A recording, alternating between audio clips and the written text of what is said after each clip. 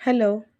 Hi friends, welcome to our channel. ఈరోజు ఈ వీడియోలో బేబీ ఎవరైతే న్యూగా మామ్ అయ్యారో వాళ్ళకి టిప్స్ చాలా బాగా యూజ్ అవుతాయండి. సో బేబీకి పాలిచ్చిన తర్వాత ఈ మిస్టేక్స్ ఎట్టి పరిస్థితుల్లో కానీ చెయ్యొద్దు.